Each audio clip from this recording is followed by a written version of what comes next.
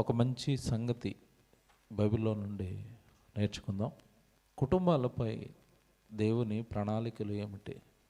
ఇది ఈ రాత్రి మనం వినబోయే సంగతి. కుటుంబాలపై దేవుని ప్రణాళికలు ఏమిటి? దేవుని పిల్లలారా, బైబిల్ అనగానే మీకు ఉదయకాలంలో ఒక మాట చెప్పాను. పరలోకంలో ఉన్న కన్నతండ్రి భూమి మీద ఉన్న మనుషులను ప్రేమించి రాయించిన తన ప్రేమ లేక భూమి మీద మనిషి యొక్క మేలు కోరి, మనుషుల యొక్క క్షేమం కోరి, మనుషుల యొక్క శ్రేయస్సు కోరి దేవుడు రాయించిన మాటలు ఇవి. కనుక కుటుంబం, భార్య, భర్త, పిల్లలు, ఇంకా తోటి అత్తమామలు, ఈ కుటుంబాలపై దేవుడు ఏం కలలు కన్నాడు, ఏం రాయించాడు తన గ్రంథంలో అన్నది మనం కొన్ని మాటలు ఈ రాత్రి మనం చూడాలి. ఈరోజు దేవుడి కుటుంబాలు, భూమి మీద ఉన్న కుటుంబాలన్నీ కూడా దేవుడి వలన కట్టబడిన కుటుంబాలే. భార్య అయినా, భర్త అయినా, వాళ్ళ గర్భాల నుంచి వచ్చిన పిల్లలైనా, వీళ్ళంతా కూడా దేవుని సంకల్పంలో కట్టబడుతున్నవారు. భూమి మీద ఏర్పడిన ప్రతి కుటుంబం కూడా దైవ కుటుంబం. ముందు ఇది జ్ఞాపకం పెట్టుకోవాలి. బైబిల్ చూద్దాం.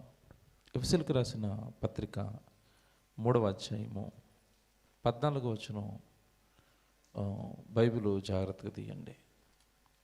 ఎఫెసీయులకు రాసిన పత్రిక 3వ అధ్యాయము 14వ వచనం చదువుదాం. అందరూ బైబిల్ తీసుకోండి, అందరూ బైబిల్లో చూడండి. చాలా జాగ్రత్తగా ఈ రాత్రి ప్రసంగం వినాలి.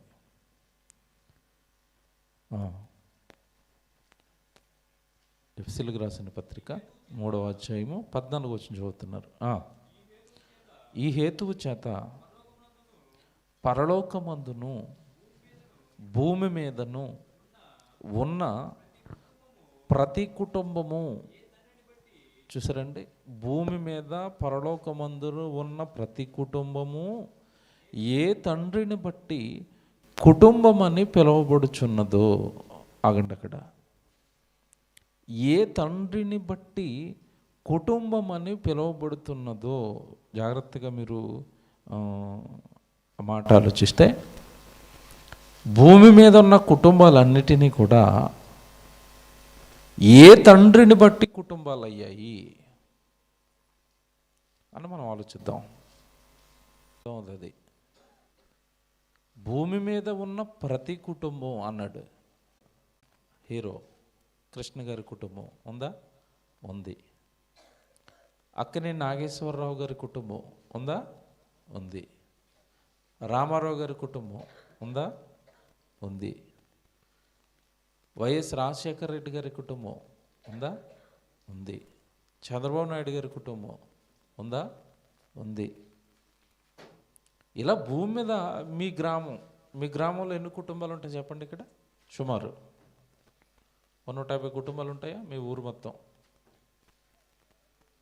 అనుకోండి, 100 కుటుంబాలు అనుకోండి. పోనీ మీ ఊర్లో 100 కుటుంబాలు, మీ ప్రకాశం జిల్లా అంతా ఎన్ని కుటుంబాలు ఉంటాయి?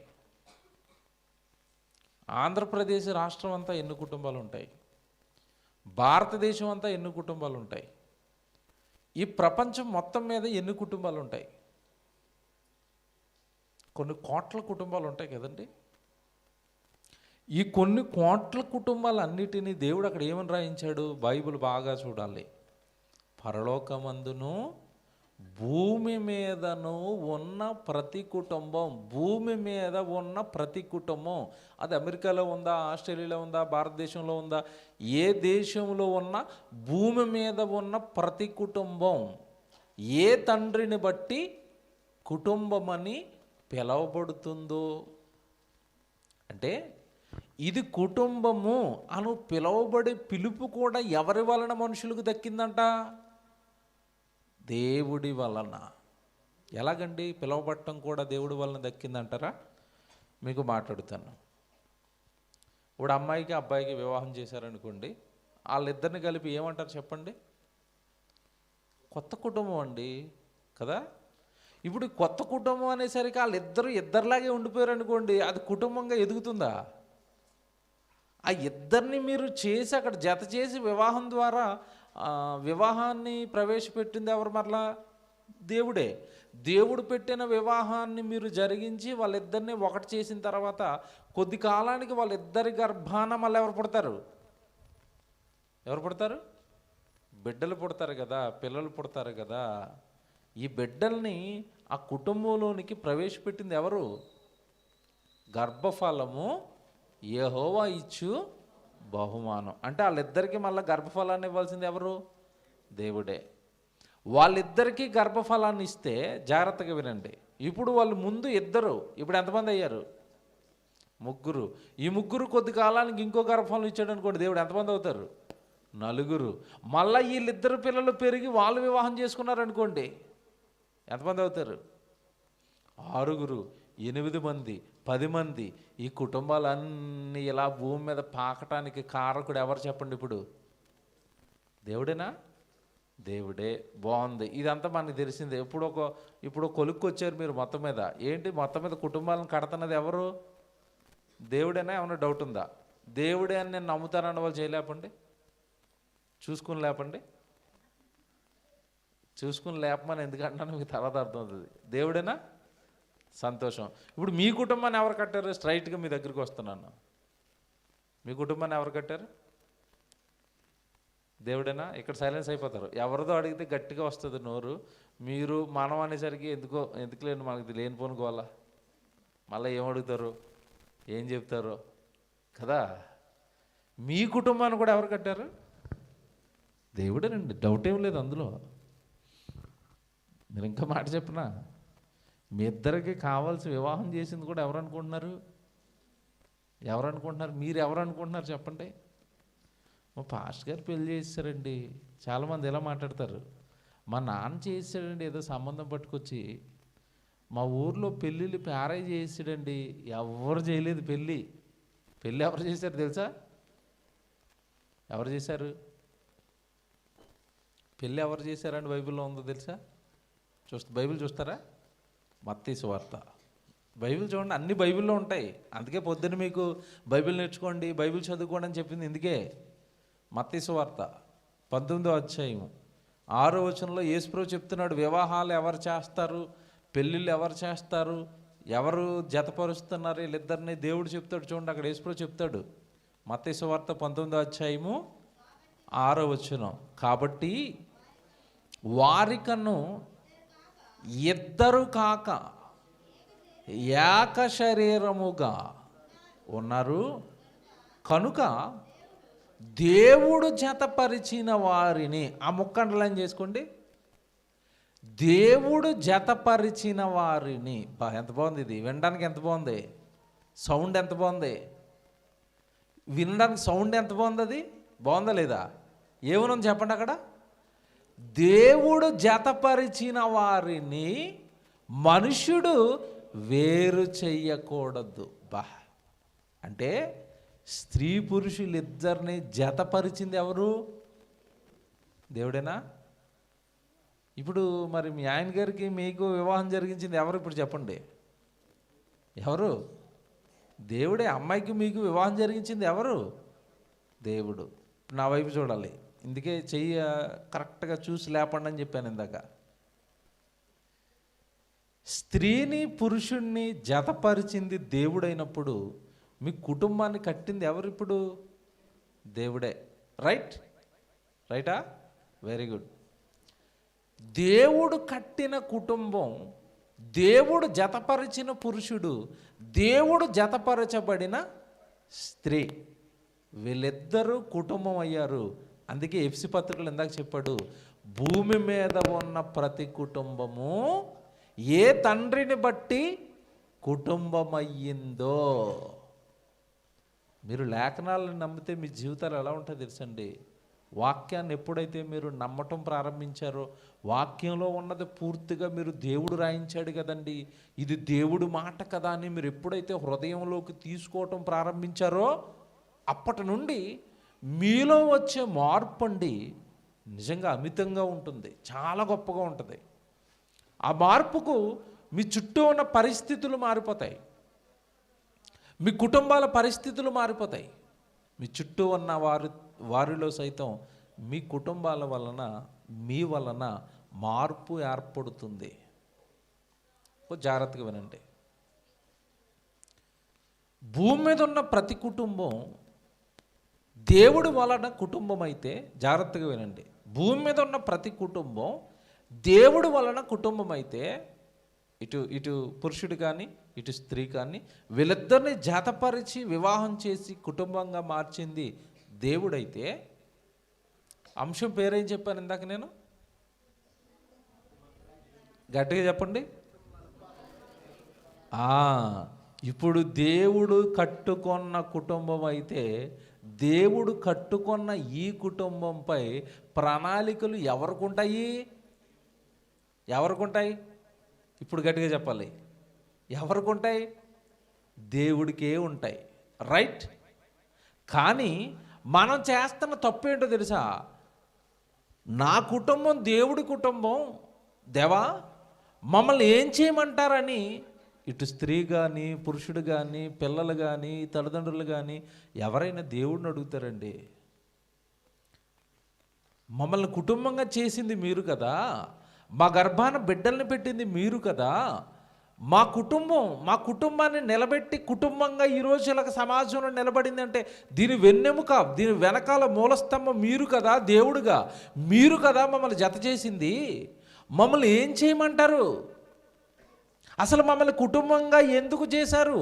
మా కుటుంబం పైన మీ ప్రణాళికలు ఏంటి? ఎవ్వరూ ఇలాగ ఆలోచించలేదు. మీరు ఈరోజు వాక్యం చాలా జాగ్రత్తగా వినాలి. ఎవ్వరు ఇలాగ ఆలోచించలేదంటే, ఏదో పెళ్లి చేశారు, అలాగా చక్కగా బిడ్డల్ని ఇచ్చేసాడు దేవుడు, తర్వాత కట్టుకుందాం, మరి పొలం ఏం కొందాం, బిడ్డలని ఏ స్కూల్లో చదివిద్దాం, తర్వాత బంగారం కొనుక్కుందాం, వెండి కొనుక్కుందాం, పిల్లలకి బట్టలు కొనుక్కుందాం, నేను చీరలు కొనుక్కుంటాను, నేను బట్టలు కొనుక్కుంటాను, నేను కారు కొనుక్కుంటాను, నేను ఇల్లు కొనుక్కుంటాను, దీనికోసం ఈఎంఐలు కడతాను, సహారాలు కడతాను, ఎల్ఐసీలు కడతాను. ఎవడు కుటుంబం మొత్తంలో ఇవేనా ప్రణాళికలు? ఇంకేమైనా ఉంటాయా? చీటీలు కట్టేస్తాను, ఆడెత్తేస్తే బోరుమని ఇంట్లో కూర్చొని ఎవరికి చెప్పకుండా ఏడుస్తాను. ఏమండి చిటీలు ఊర్లో చిటీలు వేసేస్తారండి. ఆవిడకి రాత్రి పెట్టేట్టుకుని వెళ్ళిపోద్ది ఆవిడ. ఎవరిని అడుగుతారు? బోర్న కొంతమంది స్త్రీలు అండి భర్తలకు కూడా తెలియకుండా కట్టేస్తారు చిటీలు. ఆవిడ వెళ్ళిపోద్ది, వీడు భర్తకు చెప్పుకోలేదు, ఎవరితోనూ చెప్పుకుందామంటే ఆవిడ దగ్గర ఎందుకు వేసేవంటారు. గొడవలు జరగట్లేదండి ఈరోజు గ్రామాల్లో, కుటుంబాల్లో. ప్రణాళికలన్నీ ఏమంటే డబ్బుకు సంబంధించినవి, ఏమంటే లోక సంబంధమైన వస్తువులకు సంబంధించినవి. కొంతమంది ఆడపిల్లలకి బంగారం ఇష్టం, భర్త ఏమో తిడతా ఉంటాడు, అంత పెట్టుకోనలేదు నేను అది అని. వీళ్ళు ఏం చేస్తారంటే నెమ్మదిగా కొన్ని డబ్బులు అలా సైడ్ చేసుకుని వాళ్ళకి కట్టుకుని ఎక్కడ కట్టుకుని అలా మొత్తం మీద ఏదో ఒక రకంగా వస్తువు మెడ మీదకి తెచ్చుకోవాలి. ప్రణాళికలు, బంగారం కొనుక్కోవాలి, వస్తువులు కొనుక్కోవాలి, ఏమంటే బట్టలు కొనుక్కోవాలి, ఏవో ప్రణాళికలు ఉంటున్నాయి. ఇప్పుడు నేను అడుగుతున్నది ఏంటంటే, దేవుడికి సంబంధించిన ఏ ప్రణాళిక కుటుంబం వేస్తుంది? మా కుటుంబం ఇదికోనండి, దేవుడికి నెలకొకసారి ఓ మీటింగ్ చేయాలి. మా కుటుంబం దేవుడికి కనీసం 2-3 నెలలకు ఒకసారి ప్రార్థన పెట్టించాలి. మా కుటుంబం ద్వారా ఒక సేవకుడికి పోషణ ఇవ్వాలి. మా కుటుంబం ఏదో వాక్యం తెలియని ఒక గ్రామంలో ఒక దైవజనుడిని పట్టుకెళ్ళి మా కుటుంబం ద్వారా మా సొంత ఖర్చులతో ఆ గ్రామంలో సువార్త జరిగించాలి. ఒక సువార్తకి లేదా జరుగుతున్న దైవ కార్యక్రమాలకి మా కుటుంబం సహకారంగా ఉండాలి. మేము మా పిల్లలము అందరం కూడా దేవుడి పనిలో ఉండాలి. ఎవరు ఇలాగా కుటుంబాలలో దేవుడికి సంబంధించిన ప్రణాళికలు వెయ్యరు. ఇప్పుడు చెప్తాను, జాగ్రత్తగా వినండి. అసలు దేవుడు ప్రారంభంలో మొట్టమొదట ఎవరిని చేశారు చెప్పండి? పురుషుడినా స్త్రీనా? ఎవరిని చేశారు? పురుషుడేనా? డౌట్ ఏమైనా ఉందా? పురుషుడే. తర్వాత ఎవరు? స్త్రీ. ఇంతకీ ముందు పురుషుని చేసిన తర్వాత స్త్రీని దేవుడు ఎందుకు చేశాడు? సాటి అయిన సహకారి. సాటి అయిన సహకారి దేనికి? బాగా ఆలోచన చెప్పండి. సాటి అయిన సహకారి దేనికి? ఏముంది, వంటలు చేయ, బట్టలు ఉతుక్కోవడానికి, కూరలు వండుకోవడానికి, బిర్యానీలు వేయడానికి అండి. భర్త పురుషుడి యొక్క జననం దేవుడి కోసం దేనికంటే అతడు దేవుడు పని చేయాలి. పురుషుడు ఆదాము ఏం చేస్తున్నాడు? ఆదామును పుట్టించిన వెంటనే ఆదాము ఖాళీగా లేడు. చాలామంది ఏమనుకుంటారంటే, ఏముందండి ఏదేని తోటలో అలా పండు తినుకుంటా తిరుగుతున్నాడు అనుకుంటున్నారు చాలామంది. తెలియదు మీ చాలామందికి.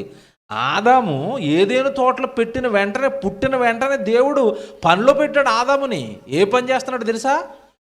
ఏదేని తోటను సేద్యపరుస్తున్నాడు. తోట అలాగే వేసి వదిలేస్తే బతికేస్తుంది ఆ తోట. ఏం పెట్టాలి తోటకి? నీళ్లు పెట్టాలి కదండి. పక్కన నదులు తోడాడు దేవుడు, నదులు వేసాడు దేవుడు. ఆ నదుల్లో నీరు ఈ తోటలోకి వచ్చేటట్టుగా తోటలోకి నదుల్లోంచి నీరు మళ్లించుకోవాలి. సేద్యపరుస్తున్నాడు ఆదాము. అదొక పని చేస్తున్నాడు. మరో పక్క దేవుడు అప్పటికి సృష్టిలో చాలా లక్షల జాతుల జీవరాశులు పెట్టేశాడు. ఆ జీవరాశులన్నిటికీ ఆదామును ఏం చేయమన్నాడు తెలుసా? పేర్లు పెట్టిన ఆయన. ఆదాము గారి జీవులకి ఏం పెట్టాలి? పేర్లు పెట్టాలి. ఏం పేర్లు పెట్టాలి? ఏం పేర్లు పెట్టాలి? ఇంటి ముందు ఇప్పుడు ఆవు ఉంది కదా, దానికి ఆవు అని ఎవరు పేరు పెట్టారు? నాన్న అడగండి. నాకు తెలీదు, మా నాన్న నాకు ఆవు అని చెప్పాడు అంటాడు. తను ఆవు అని చెప్పింది ఎవరో తెలుసా? ఆదాము. ఇది కదా. అంటే మన ఆవుకు పేరెట్టింది ఎవరు? ఆదామా. మన ఇంట్లో ఉన్న మేకపిల్లకి మేక అని పేరు పెట్టింది ఎవరు? ఆదాము. ఈ పేర్లు పెడుతున్న క్రమంలో జీవులు చాలా ఉన్నాయి. ఓ లైన్లో వచ్చి నుంచున్నాయి. ఏనుగు, కుక్క, నక్క ఇవన్నీ లైన్లో ఉండి ఆదాము గారు నాకు పేర్లు ఎట్టండి అంటే, నీకు కుక్క అని పెట్టాను పో అన్నాడు. తర్వాత ఇంకోటి వచ్చింది, దీనికి ఏం పెట్టాలి ఇప్పుడు అండి? ఒక 4-5 ఆటల కంటే పేర్లు పెడతారండి. ఒక 40-50 లేదంటే 1,00,000 జీవులు వచ్చేసి వరసగా లైన్ కట్టి నుంచున్నాయి మాకు పేర్లు పెట్టండి అని. ఆదాము ఏమైపోవాలి? బుర్ర వేడెక్కిపోతుంది. అందులోకి ఒంటరిగా ఉంటే పని చేయబుద్ధి అవుతుందండి. మీరు చేలో పొగాకు పనికి వెళ్తారు కదా, 2 ఎకరాలు పొగాకు దాంట్లో మేము లొక్కలు పెట్టి కోసేమంటే కోసేస్తారా? వస్తారా? అబ్బే పక్కన అక్క ఉండాలా, మాట్లాడుకుంటా అక్క అది అలాగా ఇది ఇలాగా అనుకుంటూ కోసుకుంటా ఉండాలా. అంటే సహకారం ఉంటే ఏం జరుగుతుంది? పని జరుగుతుంది. ఇప్పుడు ఏదేం తోటలో ఎంతమంది ఉన్నారు? ఒక్కడే. ఈ జీవులోనేమో కోట్లు లక్షలుగా జీవులు లైన్గా ఉండి ఆదాము గారు నాకు పేరెట్టండి అని అవి వచ్చి నుంచి ఉన్నాయి. బుర్ర వేడెక్కిపోతుంది దీనికి. అప్పుడు అనుకున్నాడండి దేవుడు, తెలుసా, కొడుకు ఒంటరి అయిపోయాడు, ఒక్కడికి బోరు కొట్టేస్తుంది ఇక ఇతడు జరిగిస్తున్న నా పనికి ఎవరిప్పుడు? అమ్మగారు ఎందుకు దిగారు చెప్పండి ప్రకృతిలోకి? ఇప్పుడు భర్తకు సాటి అయిన సహకారి. భర్తను దేవుడి పనిలో ప్రోత్సహించడానికి, భర్త దేవుడి పని చేస్తున్నప్పుడు భర్తను చూసుకోవడానికి భార్య పుట్టింది. ఇది కుటుంబం యొక్క పరమార్థం. అడుగుతాను, నిజంగా మీ భర్తల్ని మీరు దేవుడు పనివైపు 3వ అధ్యాయము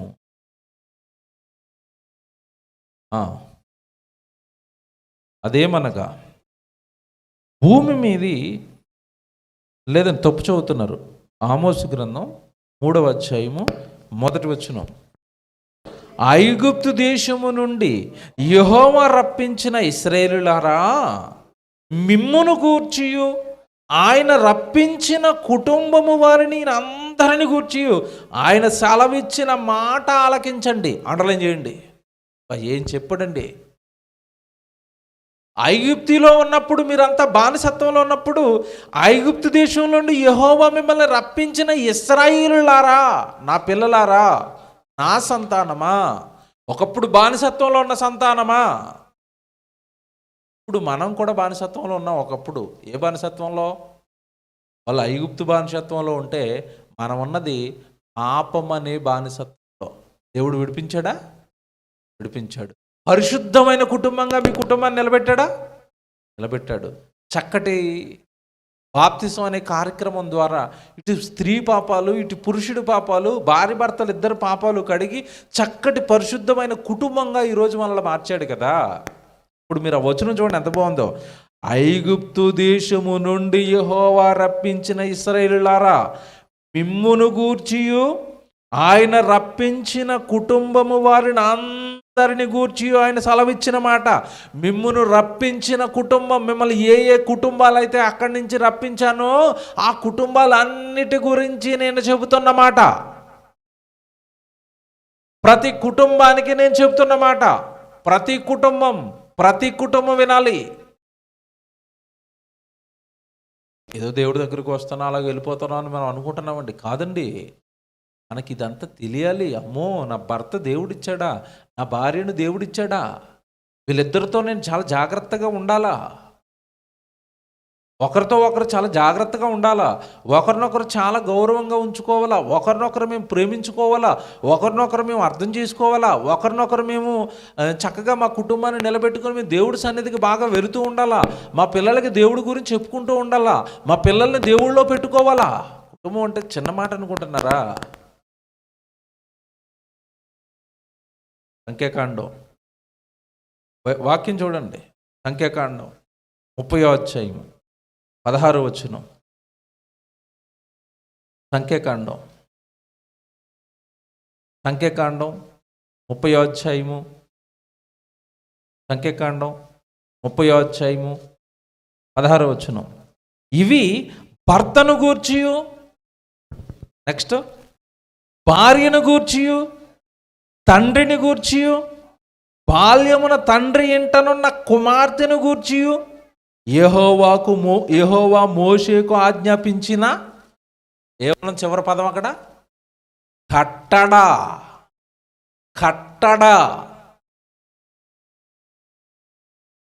ఎన్నిసార్లు అన్నాను తెలుసా?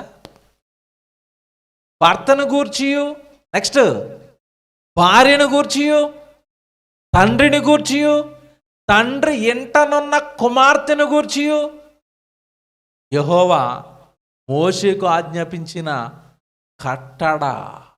భర్తకి భార్యకు దేవుళ్ళు ఏమున్నాయి? కట్టడలు అంటే అర్థం ఏంటి చెప్పాలి? శాసనం. భర్త ఇలాగ ఉండాలి, దేవుడు చేసిన శాసనం. భార్య ఎలాగ ఉండాలి, దేవుడు చేసిన శాసనం. ఇది కట్టడలు. ఇవి కట్టడలను భార్య మీరిన, ఈ కట్టడలను భర్త మీరిన కుటుంబం కొలాప్స్ అయిపోతుంది. బైబిల్ అంటే ఏం పుస్తకం అనుకున్నారు? బైబిల్ అంటే ఏంటనుకుంటున్నారు?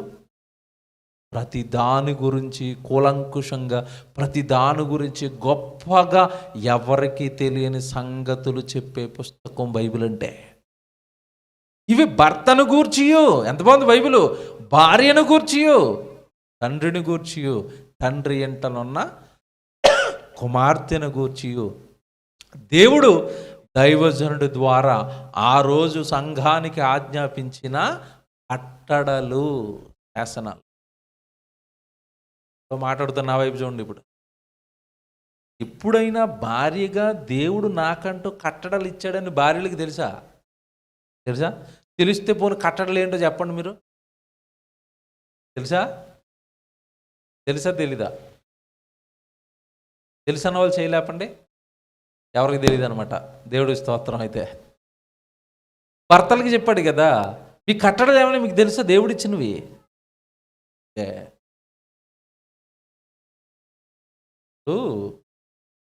గవర్నమెంట్ ఉద్యోగానికి వెళ్ళామనుకోండి, పోలీస్ ఆయన ఉంటాడు కదా, పోలీస్ స్టేషన్లో పోలీసు వాళ్ళు ఉంటారా? పోలీస్ స్టేషన్లో ఉన్న పోలీసులకి విధులు ఉంటాయి, కట్టడలు ఉంటాయి. ఎస్ఐ గారు ఈ డ్యూటీ చేయాలి, కానిస్టేబుల్ గారు ఈ డ్యూటీ చేయాలి, సిఐ గారు ఈ డ్యూటీ చేయాలి. ఈ కట్టడలు అలాగే తెలియలేదనుకోండి, ఏది పాడైపోద్ది చెప్పండి? పోలీస్ స్టేషన్ పాడైపోద్ది. పోలీస్ స్టేషన్ ఎప్పుడైతే పాడైపోయిందో ఆ పోలీస్ స్టేషన్ కాపలా కాస్తున్న ఊర్లు కూడా ఏమైపోతాయి? పాడైపోతాయి. ఎస్ఐ గారు దొంగతనం చేసిన వెంటనే పట్టుకోవాలి, అది ఎస్ఐ గారి డ్యూటీ. ఆ డ్యూటీలు తెలియకుండా కుర్చీలో కూర్చొని నేను ఎక్కడికి రాను, నా అన్నం తినేసాను, కుర్చీలో పడుకొని నిద్రపోతాను అంటున్నాడు అనుకోండి. అంటే ఆయన కట్టడ, ఆయన డ్యూటీ ఆయనకి తెలియదు అనుకోండి, దొంగలు ఏమైపోతారు, ఊర్లో అయిపోతారు కదా. ఎవరి కట్టడలు వాళ్ళకి తెలియాలి, ఎవరి రూల్స్ వాళ్ళకి తెలియాలి, ఎవరి నియమాలు వాళ్ళకి తెలియాలి. మాస్టర్ గారి డ్యూటీ ఏంటి చెప్పండి? ఆటలు చెప్పాలి పిల్లలకి. గుర్రుని గుర్రపెట్టి నిద్రపోతున్నాడు అనుకోండి, పొద్దున్న టిఫిన్ చేసి వచ్చిన వెంటనే మధ్యాహ్నం అన్నం తిని వచ్చిన వెంటనే పిల్లలకి పాఠాలు చెప్పకుండా ఏమంటారు చెప్పండి? ఏం తెలియదు ఇతనికి? రూల్స్ తెలియదండి, కట్టడాలు తెలియదు. ఇప్పుడు కుటుంబం అనగానే మీరు ఎలాగనుకున్నారో నాకు తెలియదు. కాలం కుటుంబం అనగానే ఏంటి అనుకుంటున్నారు? భార్యకు భర్తకు దేవుడు ఏం పెట్టాడంట? కట్టడలు. కట్టడలు మీరారా, కుటుంబం బాగోదు. కుటుంబం బాగోలేదా, కుటుంబాన్ని కట్టిన పరలోకపు తండ్రి కూడా బాగోడు. ఒక మాట చెప్పనా, అర్థం అవ్వదు, చెప్తాను. పెళ్లి చేసిన తర్వాత అమ్మాయి అబ్బాయి ఊరకనే కొట్టుకుంటున్నారనుకోండి, అమ్మాయి తల్లిదండ్రులు కానీ అబ్బాయి తల్లిదండ్రులు కానీ సంతోషంగా ఉంటారా? ఏమంటారు చెప్పండి? తెలిసింది చెప్పండి, సహజంగా ఏమంటారు చెప్పండి? ఏమో పెళ్లి చేసాం కదా. లేదండి, అమ్మాయి బుర్ర తినేస్తుంది 4 రోజులకు ఒకసారి వచ్చి, మా ఆయన మంచి కదని. అంతేనా? అబ్బాయి కూడా అంతేనండి, ఆ పిల్ల ఏదో చేస్తుందని మా బుర్ర తినేస్తాడండి. అత్తగారి దగ్గరికి, మామగారి దగ్గర కంప్లైంట్లు ఓటండి చేసినప్పటి నుంచి అంటున్నారా, అంటలేదా? వాళ్ళిద్దరూ కలిసి ఉండకపోతుంటే భూమి మీద కన్న తల్లిదండ్రులకే మనసు ఎలాగుంటే, ప్రారంభంలో ఒక వచనం చెప్పాను. ఏ వచనం? పెళ్లి చేసింది ఎవరని చెప్పాను? దేవుడు జతపరిచిన వారిని. అంటే వీళ్ళకంటే ముందు వాళ్ళు జత చేసి కుటుంబంగా చేయాలనుకున్నది ఎవరు? దేవుడు కదా. ఇప్పుడు మీరు బాగోకపోతే వీళ్ళు ఎక్కువ బాధపడతారా, మళ్ళీ కన్న మీ పరలోకపు తండ్రి ఎక్కువ బాధపడతాడా? బాగా ఆలోచించుకోండి. ఎవరు బాధపడతారు? దేవుడు. ఒక మాట అడుగుతాను, మీరు బాధపడిన ఇది చాలామంది దేవుడి దగ్గరికి వస్తారండి, చక్కగా ప్రార్థన చేసుకుంటారు. ఇటు ఈయన ప్రార్థన చేస్తాడు, ఆవిడ ప్రార్థన చేస్తాడు. ఇక్కడ ఉన్నప్పుడు మాత్రం ఎలా కనిపిస్తుంది అంటే, ఒక యోసేపులాగా ఈవిడ ఒక మరియమ్మలాగా కనపడతారు. ఎక్కడ? చర్చిలో ఉన్నప్పుడు. అసలు రూపం తెలియాలంటే ఎక్కడికి వెళ్ళాలి? చెప్పేస్తున్నారు నాకంటే ముందు. ఇంటికి వెళితే అర్థమవుతుంది. పాస్టర్ గారు ఫోన్ చేసి, అమ్మ మీ ఇంటికి వస్తున్నానంటే, ఆ పాస్టర్ గారు గంట తర్వాత రండి, గంటలో ఈ కొంచెం మేమంతా సెట్ చేసుకుంటాం, బాగోలేదు పరిస్థితి. ఎక్కడ బాగున్నాయి కుటుంబాలు చెప్పనండి. ఎవరినో లోకంలో ఉన్న వాళ్ళని మెప్పించడానికి, లోకంలో ఉన్న వాళ్ళు ముందు మేము బాగున్నామని మీరు వాళ్ళ దగ్గర నటిస్తున్నా, మీరు నిజంగా బాగున్నారో లేదో పట్టుకునేది ఎవరు చెప్పండి? ఎవరు? ఇప్పుడే తెలుసండి, కొంతమంది మంచి వాళ్ళు ఉంటారండి, మంచి భర్తలు అనమాట. మంచి భార్యలు.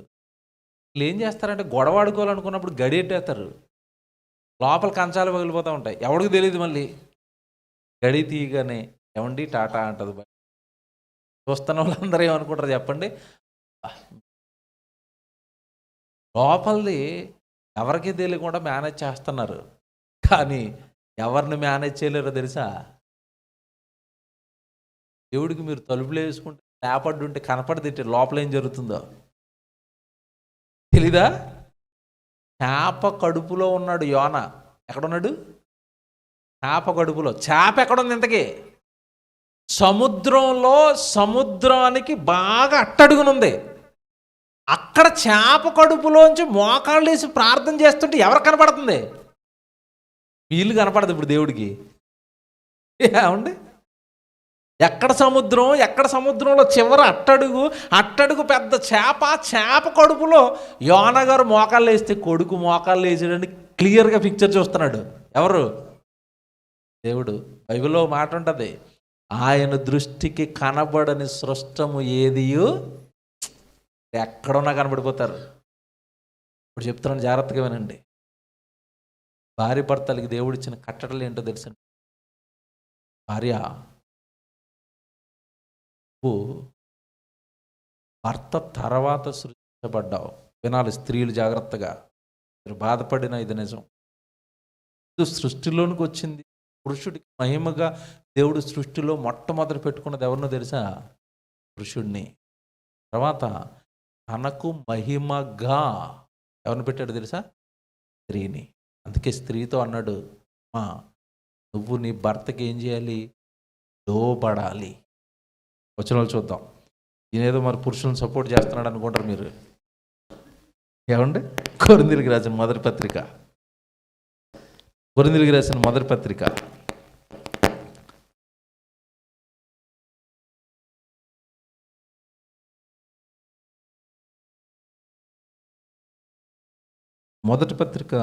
మొదటి పత్రిక మీరు చూడండి. కొరింథీయులకు రాసిన మొదటి పత్రిక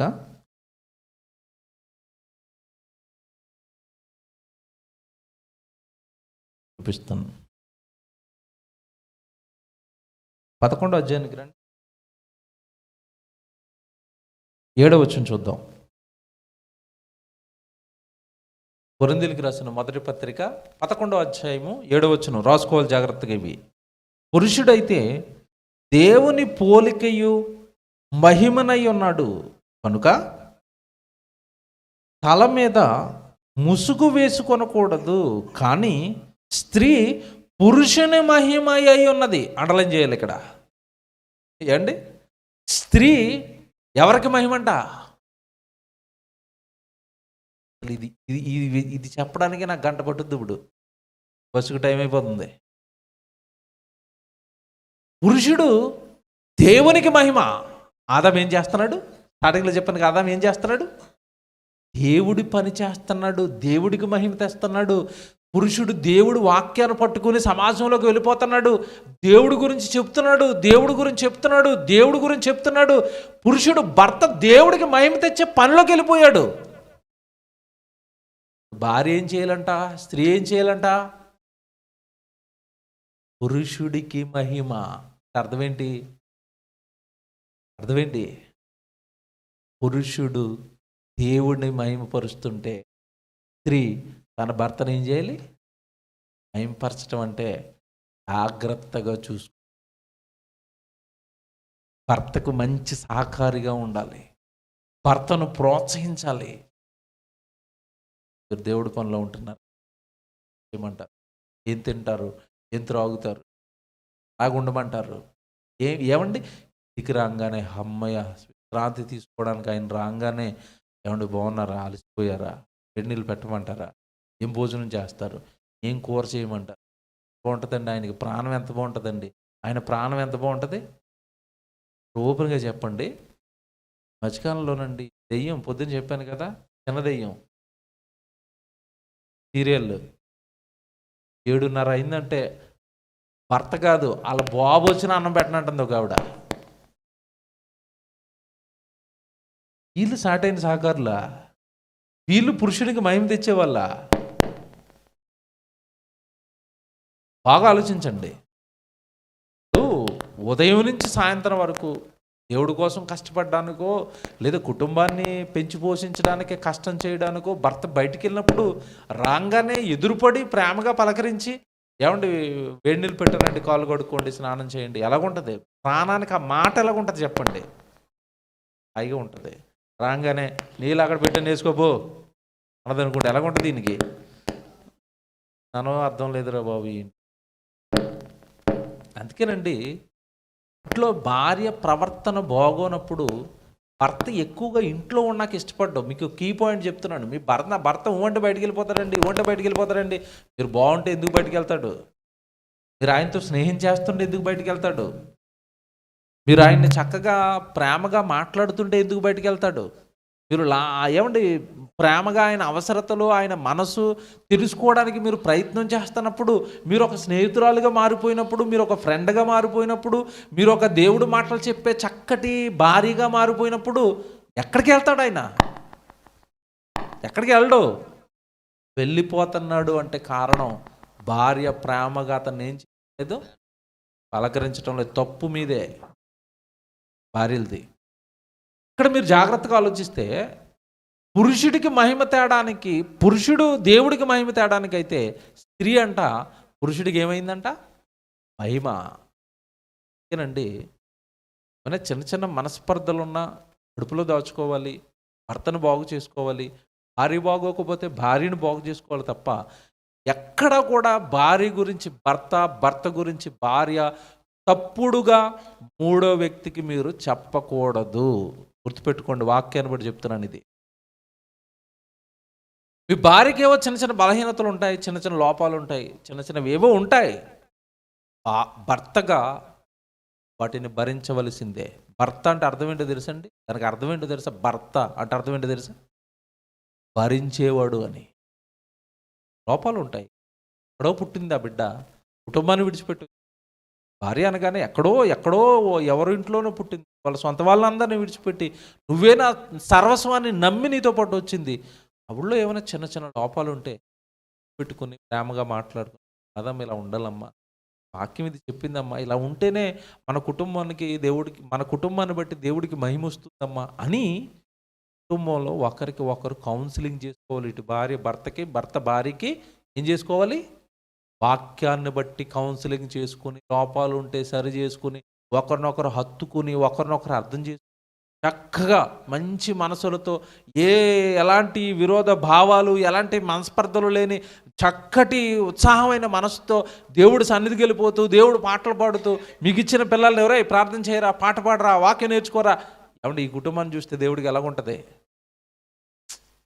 అలాగే ఈరోజు కుటుంబాలు కారణం ఏంటో తెలుసండి, ఇప్పుడు దేవుడు ఇందాక చెప్పాను కదా, ఇవి భార్యకును భర్తకును ఇచ్చిన కట్టడలు. ఎవరికిచ్చిన కట్టడ వాళ్ళు పాటించటం లేదు. ఇప్పుడు కదా పురుషుడు ముందు, తర్వాత ఎవరు? ఇప్పుడు వీళ్ళిద్దరికీ ఇచ్చిన కట్టడలు ఏంటి? ఎఫెసీయులకు రాసిన పత్రిక 5వ అధ్యాయానికి రండి. ఎవరు ఎలా ఉండాలో చెప్తున్నాడు చూడండి. ఎఫెసీయులకు రాసిన పత్రిక ఏమండి 5వ అధ్యాయము 22లో స్త్రీల గురించి మాట్లాడతాడు. 22లో స్త్రీల గురించి ఎఫెసీయులకు రాసిన పత్రిక 5వ అధ్యాయము ఏమండి 22, స్త్రీలరా ప్రభువునకు వలె మీ సొంత పురుషులకు లోబడి ఉండండి. ఎవరికి లోబడినట్టుగా లోబడాలి అక్కడ? అలా చదువుతాను. ప్రియులరా ప్రభువునకు వలె మీ సొంత పురుషులకు మీరు లోబడండి. ప్రభువునకు వలె. ప్రభుకు లోబడతారా? పడతారండి. ప్రభుకు ప్రార్థన చేస్తారండి. ప్రభు దగ్గర తగ్గించుకుంటారండి. ప్రభు మాట వింటారండి. అన్ని దేవుడు మాటలు వింటాం, కానీ ఆ భర్త మాట నేను విన్నండి. పోయింది. ఇక్కడ దేవుడే చెప్తున్నాడు నీతో, ఏమని? నాకు ఎలాగైతే నువ్వు లోబడతావో అలాగే భర్తకి ఏం చేయాలి? నువ్వు లోబడు. ఈ లోబడన్న మాట చాలా మందికి అండి లోపల చదువుతున్నప్పుడు, వింటున్నప్పుడు ఒక రకమైన ఇరిటేషన్ రప్పిస్తూ ఉంటుంది. లోబడమంటున్నాడు ఆయనకి. ఏమండి, దేవుడు మాట కనుక ఏదో అలాగ అనుకోవటం తప్ప లోపల దొలిచేస్తూ ఉంటుంది. లోబడాలా? ఆయన చెప్పింది నేనలా అటు చెప్పనా? లోబడటం అంటే చాలా మందికి ఒక నెగిటివ్ సెన్స్లో అర్థమైంది. అది లోబడటం అంటే తగ్గించుకోవాలా ఏంటి? ఆయన మాట వినడం. 6 లక్షలు కట్నం ఒకటికి అంటుంది ఒక ఆవిడ. కట్నం ఒకటికి వస్తే లోబడవా? ఆ వంశం ఏంటో తెలుసా? నీ వంశం ఏంటో తెలుసా? నీకు నేను లోబడాలా? మా అన్నయ్యకి చెప్పానంటే దెబ్బకు 4 దింపుతాడు, నేను మక్కిలీరు చేస్తానంటుంది ఒక ఆవిడ. లోబడే ఆడపిల్లలండి వీళ్ళు. లోబడటం అంటే చాలామందికి ఏమర్థమంటే చిన్నగా అర్థమైందండి. ఇది అర్థం అవ్వాలంటే ఒక ఉదాహరణ చెప్తాను. లోబడటం ఏమీ తప్పు కదండి. అసలు భూమి మీద అండి దేవుడికి బాగా నచ్చిన గుణం ఏదైనా ఉంది అంటే రాసి పెట్టుకోండి. భూమి మీద మనుషులలో దేవుడికి బాగా నచ్చే గుణం ఏదైనా ఉందంటే అది లోబడే గుణమే దేవుడికి బాగా నచ్చుతుంది. మీకు ఎన్ని గుణాలు ఉన్నా సరే అందులో దేవుడు బాగా మెచ్చుకునే గుణం ఏంటో తెలుసండి? లోబడటం. తల్లిదండ్రులకి పిల్లలు ఏం చేస్తారు? లోబడాలి. దీన్ని ఒప్పుకుంటారా? ఒప్పుకోరా? ఒప్పుకుంటారు కదా. మీ పిల్లలు మీకు ఏం చేయాలి? లోబడాలి.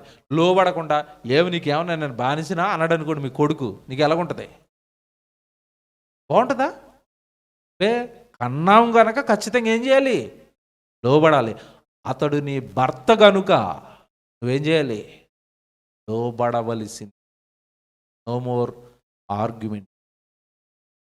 ఆర్గ్యుమెంట్లు చేయకండి. దేవుడు చెప్పాడు ఏమని?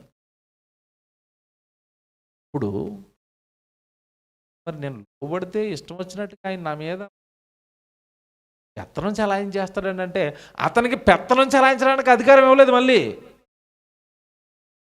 కూతురు లోబడుతుంది కదా అని ఇష్టం వచ్చినట్టు చేస్తే ఊరుకోని అబ్బాయి అన్నాడు ఇటుపక్క. ఎవరితోని? పురుషులతోని. 28 వచనానికి రండి, కింద 28 ఇదే అధ్యాయంలో 28.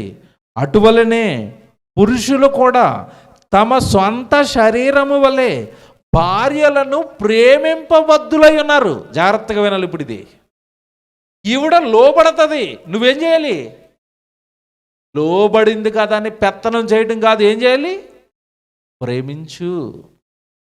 మీకు మాట చెప్పనా? లోబడే వాళ్ళ మీద ప్రేమ ఉంటుంది తప్ప పగ ఉండదండి. ప్రాక్టికల్గా మీరు ఆలోచించండి. మీ ఇంట్లో కుక్క పిల్ల మీకు లోబడుతుందండి, నువ్వు అంటే అలా తోకూపుకుంటూ వచ్చి మీ దగ్గర కూర్చుంటుందండి. దాని మీద పగ ఉంటుందా? ప్రేమ ఉంటుందా? ఆ కుక్క పిల్లండి నన్ను చూస్తే దానికి బోళ్ళు ప్రేమండి, రాగొచ్చి నా కాల్ దగ్గర కూర్చుంటుందండి. నాకు అది చాలా ఇష్టం అండి, అది లేకపోతే ఉండలేనండి. కుక్క పిల్లకి లోబడుతుందని అంత ప్రేమ కలిగితే లోబడే భార్య మీద భర్తకి ఎంత ప్రేమ ఉంటుంది తెలీదండి. చెప్పకూడదు కానీ చెప్తున్నాను. భార్య కరెక్ట్గా ఉంటే ఆ దెబ్బకి పురుషుడు దేవుడినే మర్చిపోతాడు. తెలుసా? మరిపించింది ఒక ఆవిడ బైబిల్లో. ఎవరనుకుంటున్నారు? అవ్వమ్మ. రోజు వస్తున్నాడు దేవుడు, నాయన పండు తినొద్దు అంటే, అలాగే డాడీ నువ్వు తినమన్నప్పుడు నేను ఎందుకు తింటాను అంటున్నాడు ఈయన రోజు. ఓ రోజు అమ్మగారు వచ్చింది, ఏం కాదులేండి అన్నదే. ఎవరు మర్చిపోయాడు ఈయన? అంత పవర్ ఉంది ఈవిళ్ళో, అంత పవర్ ఉందండి. మాట చెప్పనండి, ప్రాక్టికల్గా చెప్తున్నాను, మీరు సిగ్గుపడినా పర్వాలేదు. భర్త దగ్గరికి అలాగే వెళ్ళి నన్ను ప్రేమించండి అనండి ఒకసారి. ఒక్క పిల్లలకి వెనకాల తిరగకపోతే అడగండి. ప్రాక్టికల్గా చెప్తున్నాను. ఇది నేను బైబిల్లో ఒక ఆవిడ చేసింది. ఇది బైబిల్లో ఒక ఆవిడ ఉంటుంది, లేయా అని. ప్రేమించటం లేదు, లేయా ఉంటుందండి బైబిల్లో. మీకు తెలుసు కదా, యాకోబు గారు పెద్ద భార్య రాహేల్ని ప్రేమిస్తున్నాడు, చిన్న భార్యను. పెద్దవాడు నువ్వు వద్దుపో నీకు జబ్బు కళ్ళని దూరం పెట్టేస్తున్నాడు. ఇప్పుడు బిడ్డను కంటదండి, బిడ్డను కట్టి యాకోబు దగ్గర ఎలా పెట్టేసి, అంటే మీకు బిడ్డను కన్నాను కదండి ప్రేమించండి అంటది. ఎలాగుంది ఇది? ఏనండి ఆవిడ లేయ జీవితం పాఠాలు ఉన్నాయి చూడండి, నా నెట్లో ఉన్నాయి, నేను చెప్పాను వినండి. ఆడపిల్లలు భలేగా ఉంటాయి అవి, కుటుంబాలు దెబ్బకి సెట్ అయిపోతాయి అన్నారంటే. సిబిటి మియాపూర్ అని కొట్టినా వస్తుంది, లేదంటే వర్డ్ ఆఫ్ జీసస్ క్రైస్ట్ అని కొట్టినా నా యూట్యూబ్ ఛానల్ వస్తుంది. అందులో లేయా గురించి చాలా పాఠాలు ఉంటాయి, మీరు వినండి. ఆడపిల్లల కోసం చాలా ప్రసంగాలు పెట్టాను అందులో, సబ్స్క్రైబ్ చేసుకోండి, వీడియోలు చూడండి. కుటుంబాలు బాగుండాలంటేనండి ఇదిగోండి ఇవి కీ రూల్స్ అండి. మీరు లోబడాలి, ఆవిడేం చేయాలి, ఆయన ఏం చేయాలి, మిమ్మల్ని ప్రేమించాలి. గొడవ ఉంటుందా? భర్తకి ఏదో కోపం వచ్చిందండి, అరుస్తున్నాడండి, అరుస్తున్నప్పుడు మీరు ఇక్కడ పెరిగిపోయిందండి అంటే ఎలాగుంటుంది? ఆయనకి అరుస్తాడా? తగ్గుతాడా? తగ్గుతాడు. ఆయన ఒకటి అరుస్తుంటే 4 అరుస్తుంది అనుకోండి, ఎలాగుంటుంది? గోల. బయట వాళ్ళు అందరూ వచ్చి ఇలా తొంగి చూడటమే ఏదో అవుతుంది మొత్తం మీద. చిత్రం ఏంటనుకుంటున్నారు? వాళ్ళు అయ్యో అలా ఉండకూడదమ్మా అంటారు, కానీ వెనక్కి వెళ్ళి భలేగా అవుతుందండి వీళ్ళ ఇంట్లోని. మనుషులు మంచోళ్ళా? కాదండి. మీరు కొట్టుకుంటున్నట్టు సర్దుతున్నట్టు కనపడుతున్నాడు, ఇలాగ అవ్వాలే ఇలాగే అంటారు. దేవుడు అలాంటోడు కాదండి. వద్దురా, ఎంత బాగుంది బైబిల్, బాగుండండి, మీరు బాగుండండి. టైం అయిపోయింది కానీ ఇప్పుడు చెప్తున్నాను. దేవుడు మరలా మీ ఊరికి రప్పిస్తే అప్పుడు చెప్తాను ఇది. నాకు ఎవరైతే బాగుంటారో వినాలి, ఇది చివర. అలాగ దేవుడు కోరుకున్నట్టు ఎవరైతే బాగుంటారో మన దేవుడు నాయకులు, పెద్ద పెద్ద సేవకులందరినీ కూడా భార్య భర్త ఇద్దరు బాగున్న కుటుంబాలలో అంటే వాళ్ళని మోషేను కన్న తల్లి మీకు తెలుసా? పేరు చెప్పండి. మోషేను కన్న తల్లి పేరు చెప్పండి. అమ్రాము, యోకేబేదు. మోషే గారి తల్లి పేరు యోకేబేదు అండి, తండ్రి పేరు అమ్రాము. ఇద్దరు చాలా భక్తిపరులండి, పెద్ద నాయకుడు కదా. తాగుబోతుల కుటుంబంలో పడేశారనుకోండి, మోషేని ఏం చేస్తారు వీళ్ళిద్దరు కలిసి? తాగుబోతుని చేస్తాడు. తిరుగుబోతుల కుటుంబంలో పడేసాడు అనుకోండి, దేవుడు ఇతన్ని ఏం చేస్తారు? వీళ్ళు తిరుగుబోతుని చేస్తారు. ఇప్పుడు మోషేని అయ్యాలంటే కుటుంబం ఎలాగ ఉండాలి? కుటుంబం అయి ఉండాలి. చూశాడు నాయకుడుగా అలాగ మోషేను వాళ్ళ గర్భాన పెట్టగానే ఆ కుటుంబం మోషేను ప్రాణాలతో ఉంచడానికి ఎంత పోరాటం చేసింది తెలియదు కాదు. నిలబెట్టిందా మోషేను? పెట్టింది. చదువుకోవాలి మీరు. ఇప్పుడు నేను చెప్తున్న కోణంలో వాళ్ళ జీవితాలన్నీ చదువుకోవాలి. ఇప్పుడు మీకు అర్థమవుతుంది, అమ్మో నేను నా భర్త బాగుంటే దేవుడు మమ్మల్ని ఇంతగా వాడుకుంటాడా. ఈరోజు మోషే గురించి మాట్లాడుకుంటున్న వాళ్ళందరూ ఎవరి గురించి మాట్లాడుకోవాలి? మోషేను కన్నా తల్లిదండ్రుల గురించి, మోషేను పెంచిన తల్లిదండ్రుల గురించి మాట్లాడుకోవాలంటే కుటుంబం ఎంత బాగుండాలి. సంసోన్ని భూమి మీదకి దింపాలనుకుంటున్నాడు దేవుడు. ఎదురు చూస్తున్నాడు. ఎవరు కనపడ్డారు? సోనును కన్న తల్లిదండ్రుల గురించి ఏమంటే ఆలోచిస్తున్నప్పుడు అండి మధ్యలో ఉన్న అండర్స్టాండింగ్కి మతిపోయిందండి నాకు. ఒకరికొకరు వాళ్ళ మధ్యలో ఉన్న అండర్స్టాండింగ్. న్యాయాధిపతులు గ్రంథం మీరు 13వ అధ్యాయం చదువుతున్నప్పుడు అండి అసలు అక్కడ వాళ్ళ మధ్యలో ఉన్న బాండింగ్ ఎలాగుందంటే, భార్యకి వచ్చి చెప్పింది దేవదూత, అమ్మ నువ్వు గుడ్రాలుగా ఉన్నావు కదా, నీకు బిడ్డలు లేరు కదా, నో ప్రాబ్లం, నీకు దేవుడు ఒక మంచి బిడ్డను ఇవ్వబోతున్నాడు మీ గర్భంలో, అతను నాజీరు చేయబడిన వాడు, దేవుడికి ఒక మంచి దైవజనుడు అవుతున్నాడు, పెద్ద న్యాయాధిపతిని గర్భాన్ని పుడుతున్నాడు అనేసరికి ఇమీడియట్గా పరుగుని వెళ్ళి ఆ సమాచారం అంతా ఎవరికి చెప్పేసింది తెలుసండి? భర్తకు చెప్పేసింది. ఏమండి మనకు బిడ్డ పుట్టబోతున్నాడంట, నాకు ఒక ఆయన కనపడ్డాడు, మీరు కూడా రావాలి. వాళ్ళిద్దరూ కలిసి అండి మళ్ళీ దేవుడి దగ్గరికి వెళ్ళిపోయి, ఏమండి మీరు మాకు బిడ్డని ఇస్తారన్నారంట కదా, ఈవిడితో మాట్లాడారంట కదా, నాతో కూడా మాట్లాడాలి. భర్త అడుగుతున్నాడు మళ్ళీ. అప్పుడు ఇద్దరు ఏమండి కలిసి ఉన్నప్పుడు ఒకసారి మళ్ళీ దేవదూత వచ్చి, అవును కనపడింది నేను. అప్పుడు ఏమన్నాడు తెలుసండి సంసోను తండ్రి ఏమని అడుగుతున్నాడు తెలుసా? ఇలా మీరు అడగాలి, ఇలా మీరు పిల్లల్ని పెంచాలి. ఇది నా చివరి రెఫరెన్స్, చివరి మాట. న్యాయాధిపతుల గ్రంథం 13వ అధ్యాయం. ఏమండి న్యాయాధిపతుల గ్రంథం 13వ అధ్యాయము 12వ వచనం చదవండి. న్యాయాధిపతుల గ్రంథం 13వ అధ్యాయము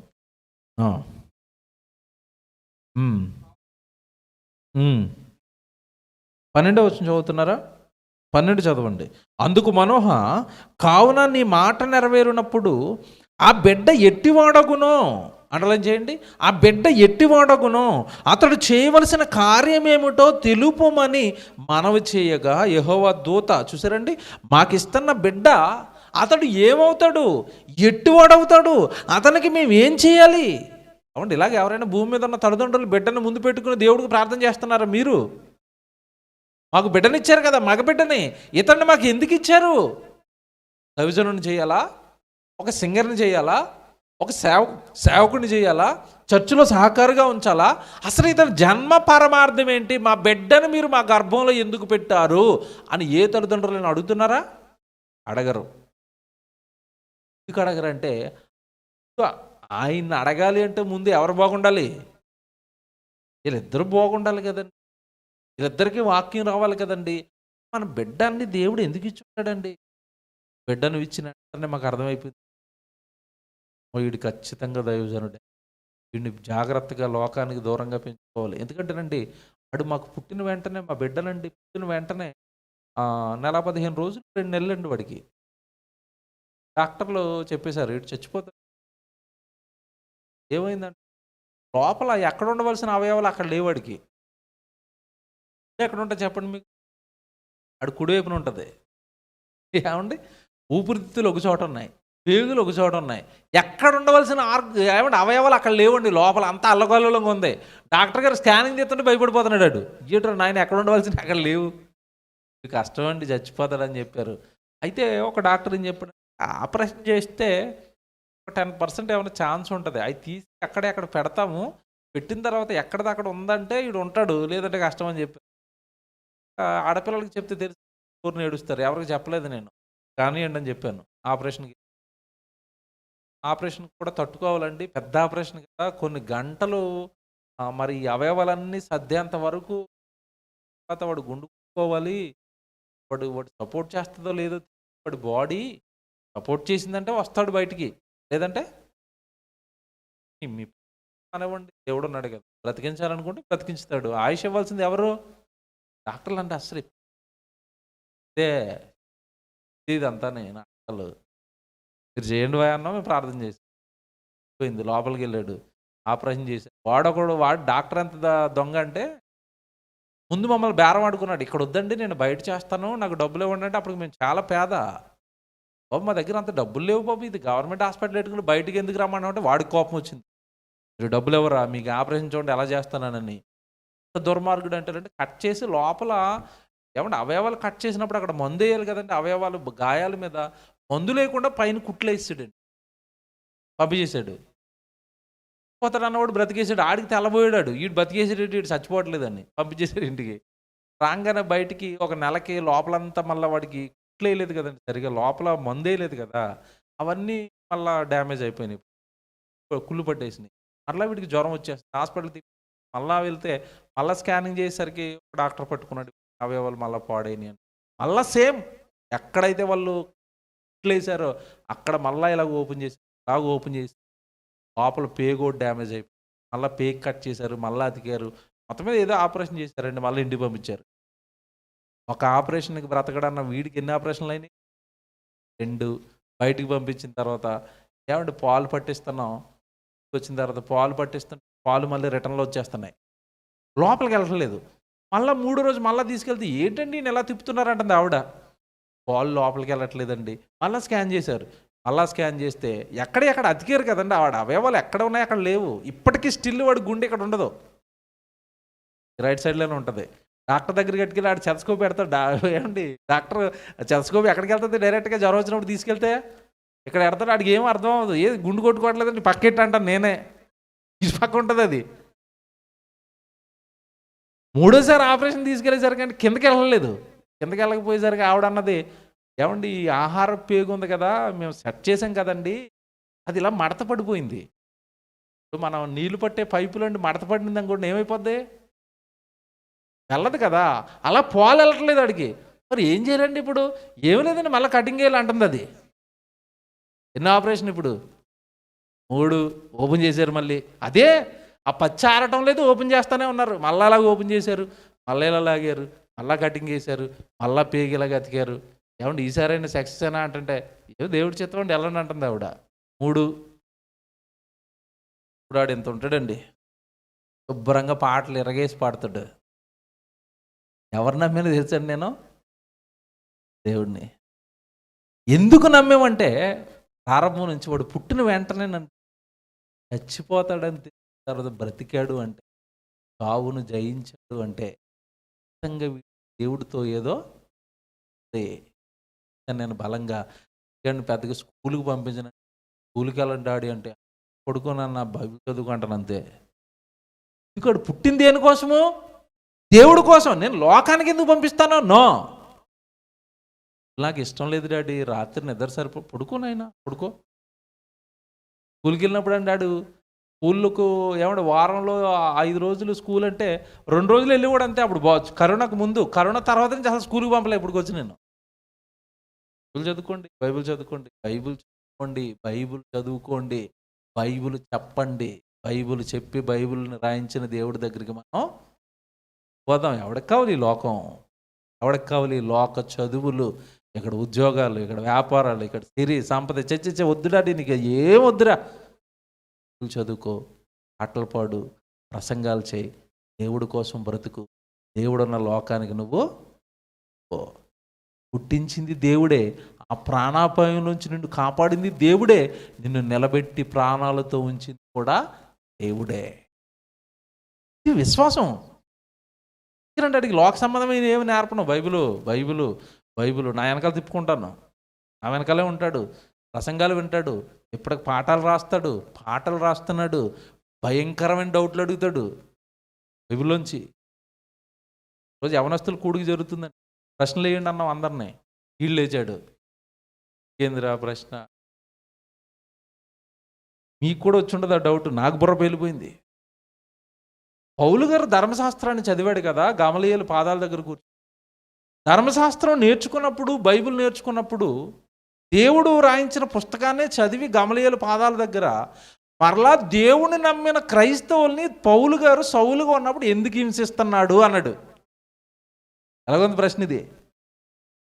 బాబు నమస్కారం నీకు అనిపించింది అలాగా అన్నది. ఎందుకు చెప్తున్నాను తెలుసండి, ఇది కుటుంబం అంతా చక్కగానండి ఎప్పుడు దేవుడు దేవుడు దేవుడు అనుకుంటాడు, వెనకాల వచ్చిన పిల్లలకు కూడా ఏం పడుతుంది? దేవుడే. అలా ప్రతి కుటుంబం పైన దేవుడు ప్రణాళికలు వేసి సంసోనును వాళ్ళ గర్భంలో పుట్టించి నా కొరకు పెంచండి, మరియ గారి గర్భాన్ని యేసుక్రీస్తుల వారిని పుట్టించి నా కొరకు పెంచండి. బైబిల్ అంతా మీరు చూస్తారా, అకుల ప్రిస్కుల్లా ఏం కుటుంబాలండి నిజంగా అవి, ఏం కుటుంబాలు. పౌలు గారు సేవ చేస్తున్న కాలంలో పౌలు గారు సేవకు ప్రాణాలు ఇవ్వడానికి కూడా సిద్ధపడిన కుటుంబాలు అవి. అంటే ప్రతి కుటుంబం ఇలాగ భార్య భర్త చక్కగా ప్రేమగా ఉండి ఈవిడ లోబడుతూ ఆయన ప్రేమిస్తూ ఒక చక్కటి కుటుంబం అయిపోయి ఆ కుటుంబంలో వస్తున్న పిల్లల్ని దేవుడి కోసం పెంచాలి అని కుటుంబాలపైన దేవుడు ఇన్ని ప్రణాళికలు వేసుకుంటే ఈరోజు మనుషులు ఎక్కడా, వీళ్ళ కుటుంబాలు ఎక్కడా, ఈరోజు ఈ గొడవలేంటి, అల్లర్లేంటి, ఈ కేకలేంటి, ఈ కుటుంబాలపైన దేవుడు ప్రణాళిక ఏమైనా నెరవేరుతుందా?